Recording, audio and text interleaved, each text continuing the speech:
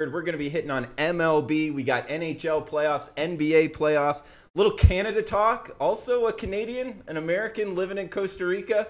Any questions you guys have, we'll hit on it. Special guest today. I am really excited. We got Jimmy the Bag in studio on Marketology. Jimmy, you're popping the cherry for Marketology in studio guest. In studio guest? About fucking time, man. Let's change the game.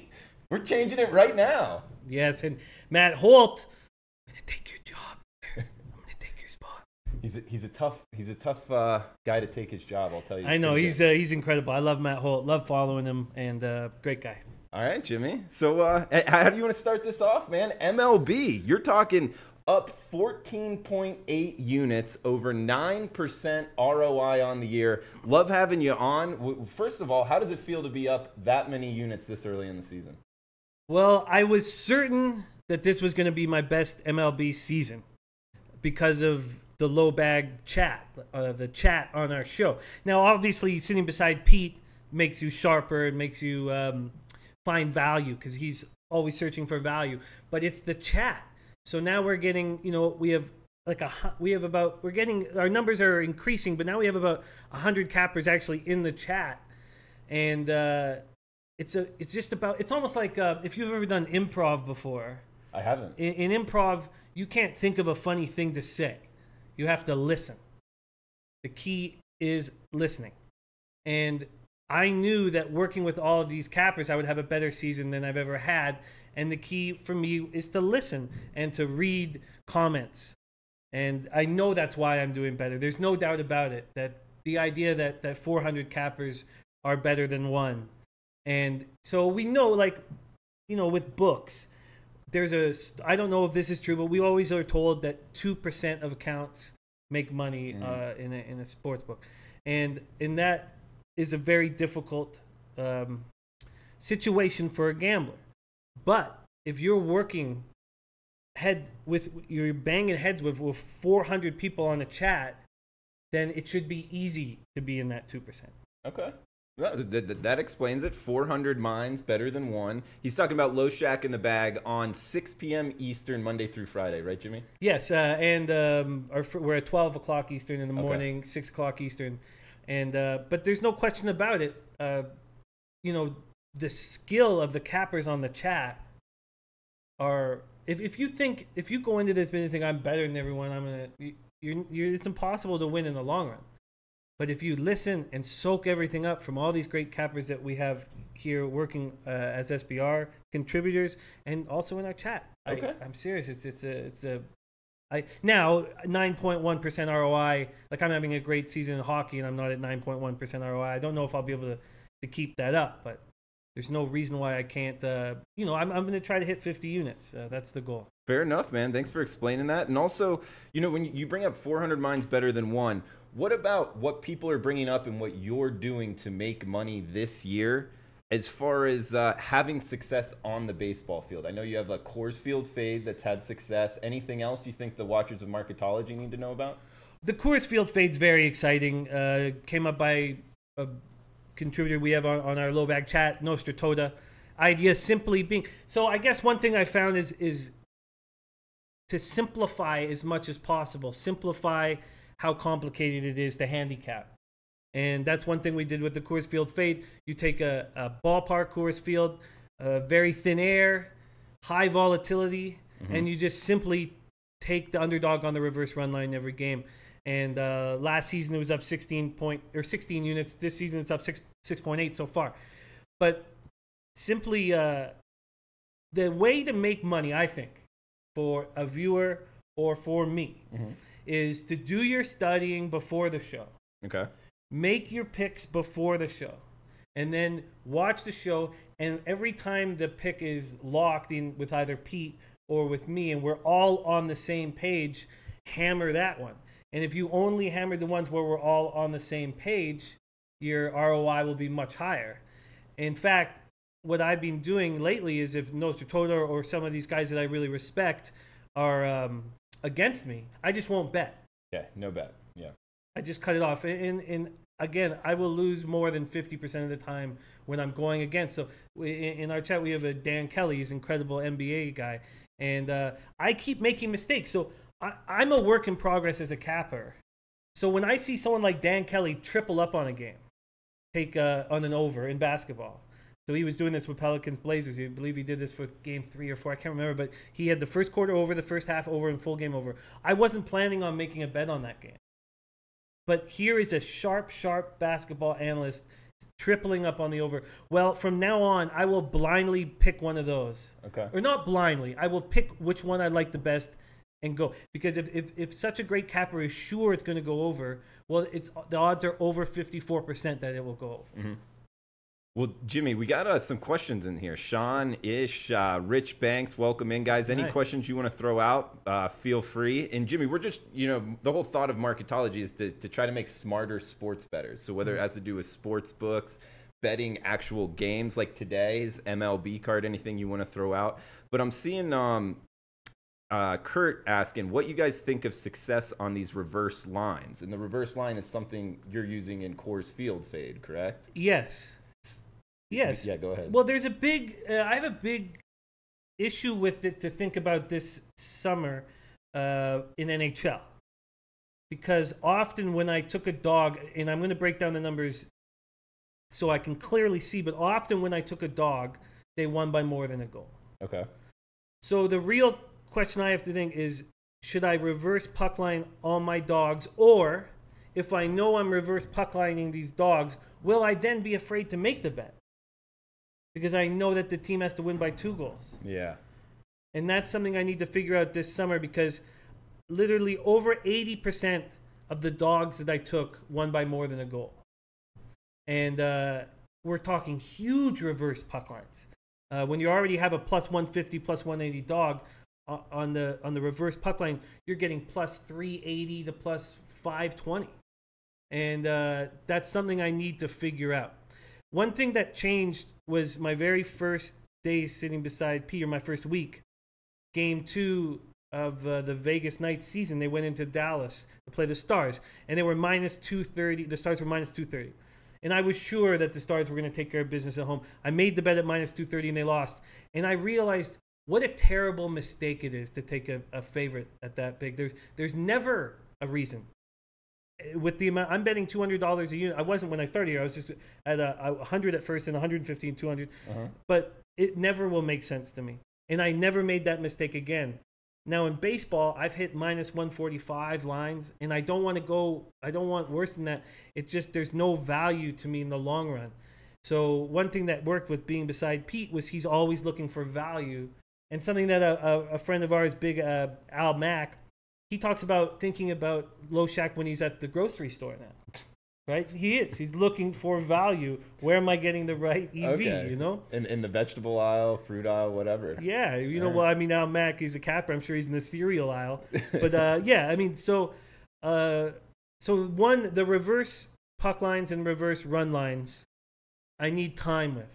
Okay. I need more time, because my worry is if I know that I'm going to need the dog to win by 2 goals, will I be then afraid to make the bets? Yeah, and I'm guessing something in NHL in particular, why you're winning by more than 1 goal maybe on a lot of your dogs, because they pulled a goalie, right? Well, no, but these were 5-1. These are big wins. Big wins in over 80% of the time. So I just need to figure out whether...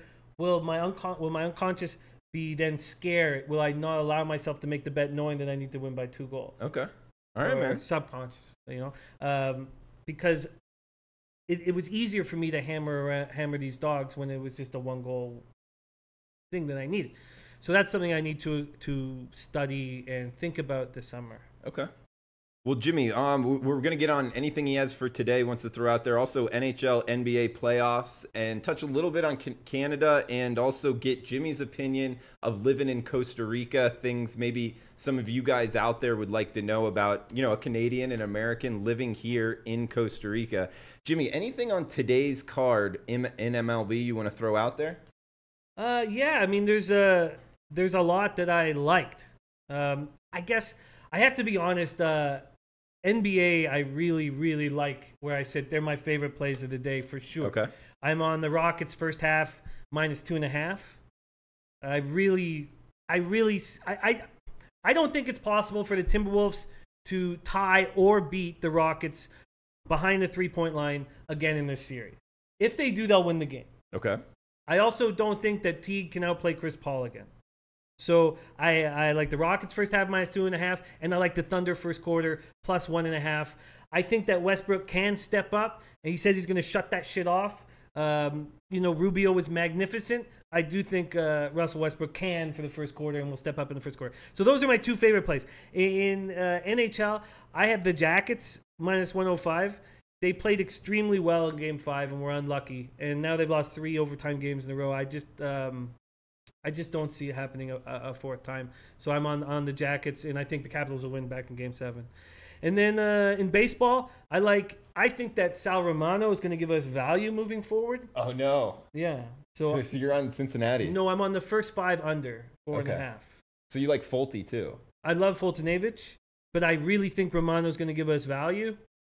This could even be a 4 under first 5 under 4. Getting 4.5, I think, is a really nice spot. The wind's blowing in strongly. So and he doesn't strike anybody out, so that actually would really help Sal a lot. It will, but I don't see Sal. I see Sal striking more people out. I mean, let's go to his numbers right now. 11 Ks in 20 and a third. I don't think he stays that way. I think he can, at times, he's capable of overpowering certain batters. And I think even though he's a sinker ball pitcher, I think he'll be able to do that. So I think we'll get value with Romano. I think we'll get value on the Reds, especially with them sitting at 3-18. Now, we need Schebler to get comfortable and start hitting. Mm-hmm. They're just not getting enough power. Votto's got to start hitting. Votto has hit in small chunks this year, but he'll do more. I've got the Twins at +185.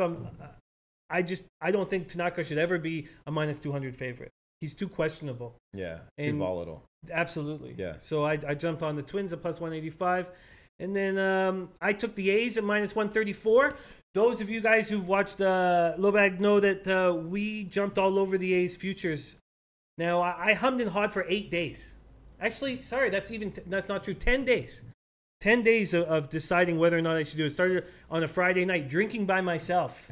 I remember that night. Because we did UFC the next night. Yeah, and you were hungover. Oh, God, I drank by myself till like 2 or 3 in the morning. What a mistake.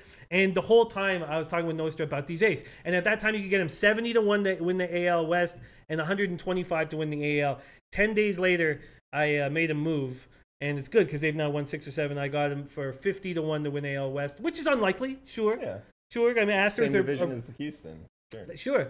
But also 100 to 1 to win AL. And they slip into that wild card, man. Anything could happen then. So I got the A's -134. Now this is the difference between MLB and NHL. On my book, Bet365, I got -140, and then -1.5 on the run line. I got just +110. I was shocked that they were only offering me 50 cents for that extra run. Yeah, that is. I don't understand fully how much it should be, but that does seem. That's just not enough. And in NHL, I mean, that's. If I've got a -140, I'm taking on the puck line. I'll get. I guess right now +195, maybe +205. Yeah, that's probably the ballpark. So I couldn't believe that I was only being offered +110. So I took him on the money line, and then let's see anything else. Then I have the Coors Field fade. Absolutely. Rich Bank says, I hope you're right about your A's, or my A's. I hope I am right. Then I got the Coors Field fade, which is a tough spot with Brian Mitchell pitching, but you have to just take it blindly. And then I have the over 7.5, where I'm going straight up against Mr. Pete Loshak, over 7.5 in Nationals Giants. I don't trust Gio Gonzalez. I know he's a crafty pitcher, but if you're going to hang a 7.5 with the wind blowing out, I'm going to take it. Now, one thing that happened today was with my daily baseball data, there was big differences in different sites on the miles per hour in San Francisco. Oh, that's always interesting. I didn't... Guns hot, whatnot, yeah. Oh, my God. So this one was a 7 mile per hour difference from one site to another. Ooh. So what'd you go with? Just leave it alone? No, I still made the bet, but I don't know what to do now. So what, do I need to keep 3 different sites up in the Weather Network? Yeah, I mean, sometimes, a gun can be hot, whatnot, but I I would just kind of not put too much into any one thing if they're 7 miles per hour off. Did you see Kurt's chat? We got to give him credit when we were talking about, veggie aisle, fruit aisle. He said the leche aisle. Oh, nice, man. Yeah, leche. That was a good one, Kurt. Leche. Alos bookmakers, man. Fuck yeah, man. Yeah, so guys, feel free to chime in any questions you have for Jimmy or myself. If you're liking the content, please give us a thumbs up sign. Also, get Jimmy's thoughts on Costa Rica, living here, anything he wants y'all to know. But first, Jimmy, NHL, NBA playoffs, and full board. Anything else you want to throw out before we get to off-sports topics? Yeah, just NHL. I mean, if you look at the futures, I still see tons of value on the Penguins.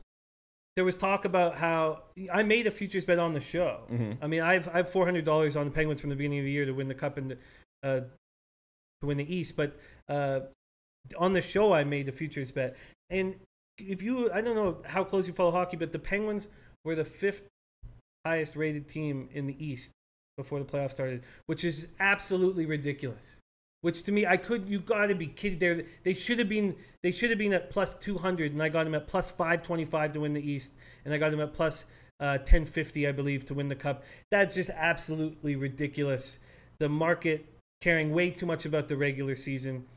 Unbelievable. When the Penguins won their first Cup at the All-Star break, they were 67-1 to win the Cup. It's just I don't understand how the market can be so far behind, understanding that these teams, when their best players are over 30, they don't need to win the conference. They don't need to win their division, and they don't need to push it that hard. They just need to be healthy when it comes playoff time. And so there's still huge value on the Penguins, I think, even with Malkin hurt. Jimmy, what do you like betting more? Would you say NHL, MLB, college football, NFL? What's your favorite sport to bet? Like just for enjoyment? Yeah. Horse racing. Horse racing. Yeah, okay. yeah. And what about for making money? What do you think you have the best advantage on the sports books in? Well, NHL. NHL. But it's funny because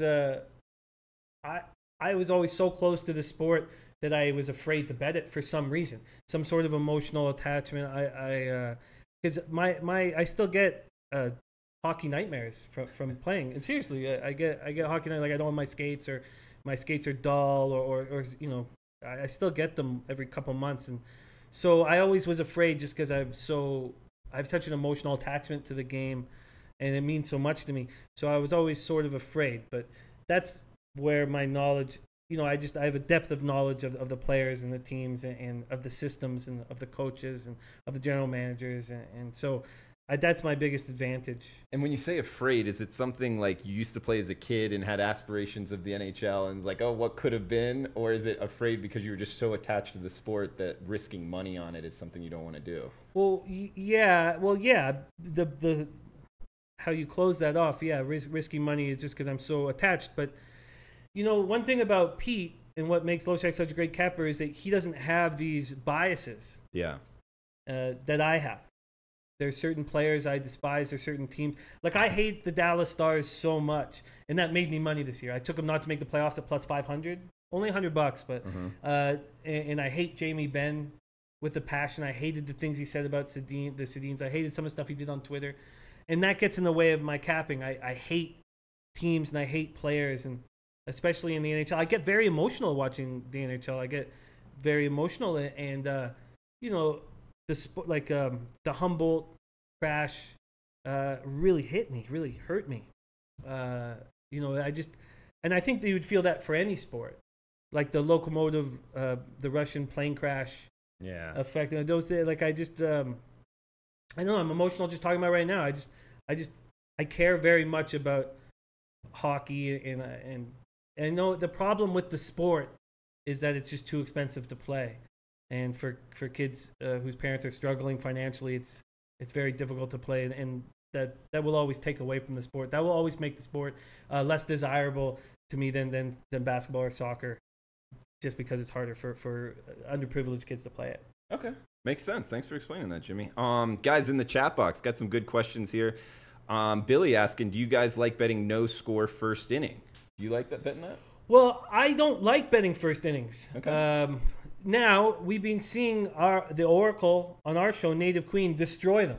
So I'm looking differently at first innings. And now this is again coming from a gambler. Like I don't like having a unit based on one inning. It's just there's too much volatility. It's too scary. Okay. I get scared. I can't enjoy it. Now that's bad. That's a bad capper talking. Who cares? I shouldn't be afraid of really anything. So it's something that I need to do more of, I think, especially at watching Native Queen absolutely destroy first inning. She's absolutely, at one point on our show, she was 22 of her last 29. She'd hit first innings, and that was recorded. Okay. So obviously there's a ton of money coming in. There's edges to be found on first innings. I just, you need a spreadsheet. You need to have been following it and studying it. And our cappers do on the show. I don't have anything like that. But so I don't. Do you? I don't get into it much. I think you can get an advantage, though, because I think there is something towards, a pitcher not being, 100% in the first inning, especially a starting pitcher, because they don't want to get their arm, 100%, wasting all those pitches in the bullpen. So I think figuring out what pitchers those are might give you an advantage, especially if you're out ahead of the market, ahead of where the odds makers price them. Well, one thing that's helped me is that right now I have a much better feel on the starting pitchers than I do the bullpen. So I'm making a ton of first five bets, more than I ever have before, because it takes a while to learn a bullpen. And I know the starters already, so I'm making a ton of first five. So that's one big change for me this year from last year. I'm a ton of first fives. Okay. We got Simpson asking, new show. No, actually, thanks for chiming in, Simpson. We're doing this every Monday at 4 p.m. Eastern. It's Marketology, usually with Matt Holt. He had some scheduling conflicts today, had to leave the state, had to leave Vegas. So Jimmy, we called him in from the bullpen last minute. And from the chat box, Jimmy, you're bringing a lot of guys. I appreciate it, man. I love these guys, man. These are a bunch of these guys that are the reason why I'm up so big in MLB. It's truly like it's all about working together. That's how we can beat the books. That's the only way. I really think that's the only way. If the book is always going to win it, if the person you're betting against is the best gambler in the world, well then can 400 of you guys beat them? And the answer so far is yes. I'm up 54 units in NHL, NBA, and MLB on the show. Now that's line shopping, which has helped because and that's something huge. It's huge, and that's something that I need to work on. So I'll have thousands and thousands of dollars coming my way if the Penguins win the cup, and when that happens, I will. I'm gonna need to open up more books. There's no doubt about it, because the line shopping is very big. The only thing we see Bet365 beating is the reverse run lines. They're beating everybody by 35 cents, which is wild. Yeah. Jimmy, we got Costa Rica topics coming up here, guys. Guys in the chat box, anything you want to throw out there to us living in Costa Rica, feel free to get that out now. Jimmy, you bring up line shopping. What are your thoughts? Canada has legal sports betting, right? Yeah. So online. Online, so you can't sit in a sports book and make bets? No. But a couple casinos allow you to do. We call it different things in different provinces. So you have to make multiple bets. So in Toronto, it's ProLine. In BC, it's called Sports Action. Okay. It's a government-run thing. You have to make a minimum of 2 bets on one ticket. And do you have to parlay them? You have to. Oh, no. Yeah, that's why no one does it. Or I shouldn't say no one. That's why we all stopped doing it. But you can have a Pinnacle account and bet through Pinnacle on single game bets, correct? Yeah, tons of sites. All the sites you can use them all. There's no site that you can't use in Canada. Interesting. So do you think anything coming from Canada, and I guess you're in Costa Rica, but any advice out there towards the United States that's likely going to go legal in sports betting sometime soon?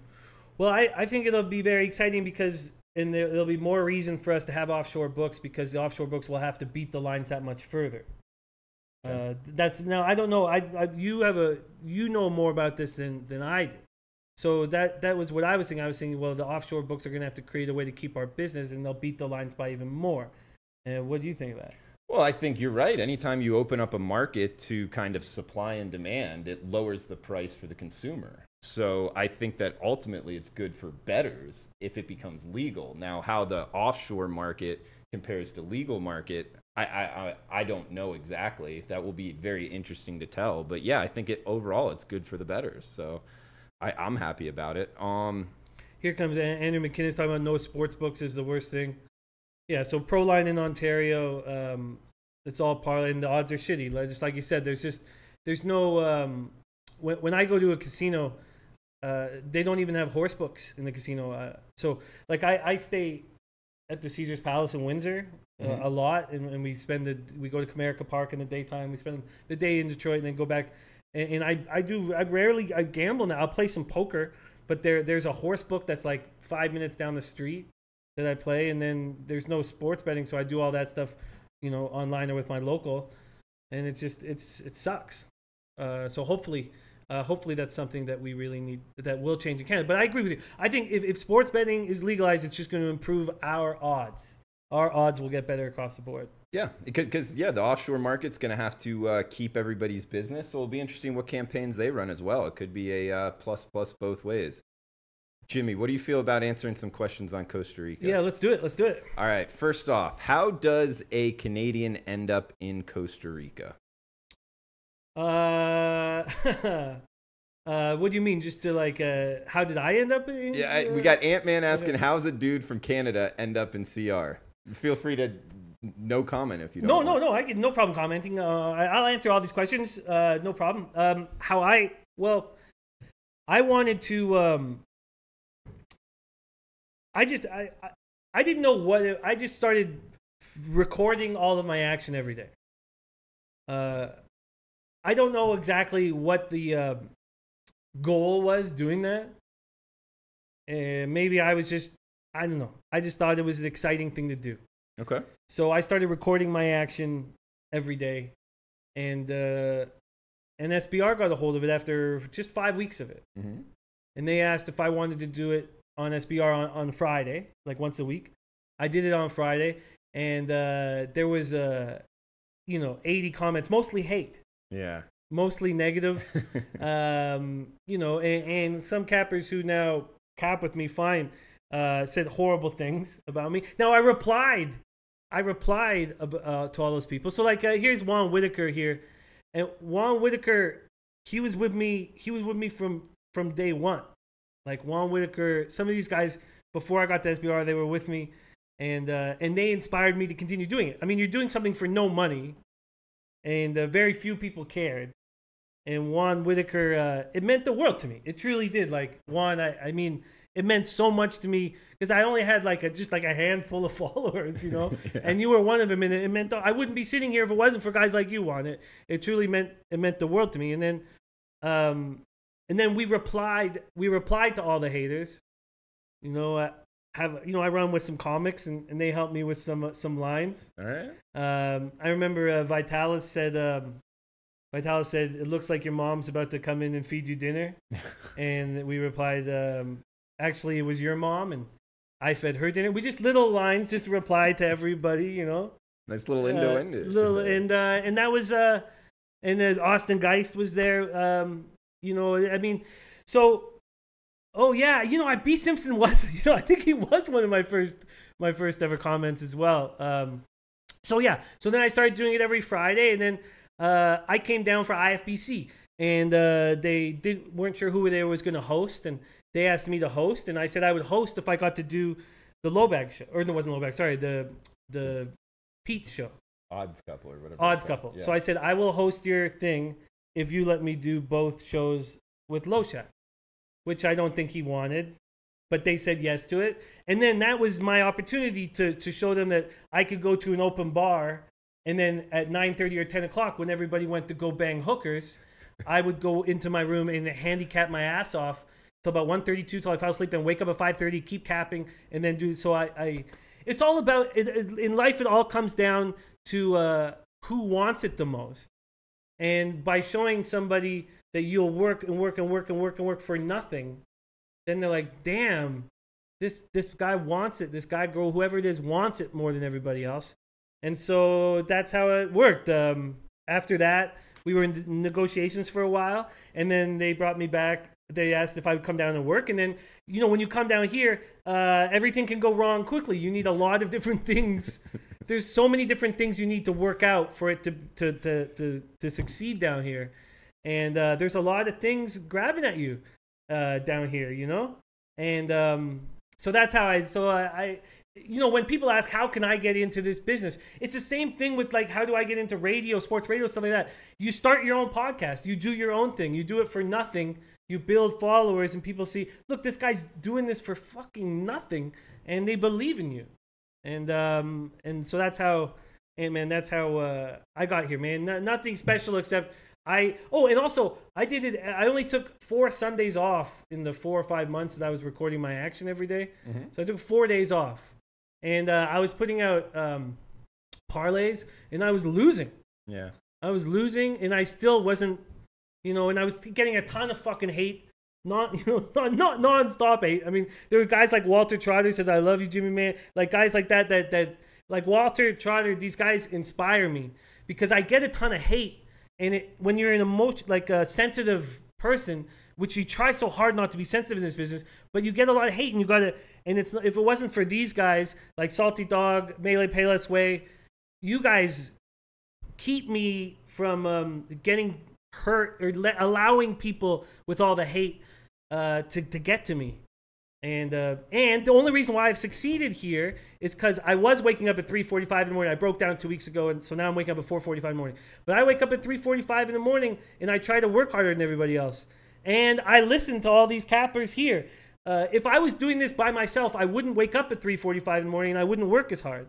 So it's a perfect storm is the reason why I'm succeeding in sports gambling.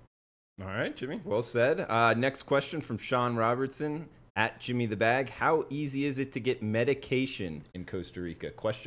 It's not easy. Okay. And you can be put in dangerous situations. Man, like, you know, I'm 38 years old, and I don't troll for pussy. I used to when I was younger, 10 years ago. And I would put myself in very dangerous situations where I knew nobody just to meet women, and, you know, bars where I didn't know a single person, but you put yourself in dangerous situations. Same thing happens with weed down here. You put yourself in dangerous situations. So it takes a lot of time to find the right people. And then hydro down here is so expensive. And I mean, I don't mean the actual, I mean like the best chronic is very expensive. Mm-hmm. So what I did is I got hooked up with an outdoor strain that's not as strong, but I'm getting way more value. I'm getting a lot more. And that's the only way to do it because it's too expensive. I mean, you're talking like if you try to buy, if you go down to Jaco and buy it on the beach, I mean, they're going to try to sell it to you for $200 for an eighth. And that is alarmingly expensive. Another thing about like where we are, you know, is that we are like about an hour and a half from the beach with no traffic. Yeah. And that's tough because I'm not done. Now with the hour change, I'm done at 5:15. So now it's possible to get there, but you get there at night and then you get Saturday, and then usually you have to leave Sunday because I've got to be up at 3:45 in the morning Monday. So I've stopped going to the beach. So it's hard to get it's actually hard to enjoy yourself down here now with the schedule. Now, Drew is wheels, right? So you bounce to the beach and surf. I don't surf, and I've sort of let go of the beach just because it's expensive. I don't mind paying the money, but I get there Friday night at 8:39. Yeah. And then if I get all fucked up, I don't wake up till too late. Like it's just I wish I could make the beach more accessible. Okay.